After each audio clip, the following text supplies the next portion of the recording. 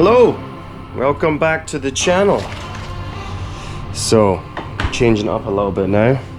I'm going to show you how I created this beautiful textured art sculpture. This is at the Jesus. I'm just at the final sanding stage. Before this I did the mold and then several layers of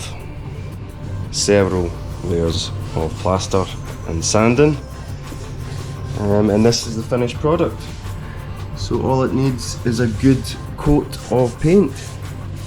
This is a mini one that I did recently. And this is one that I'm working on just now.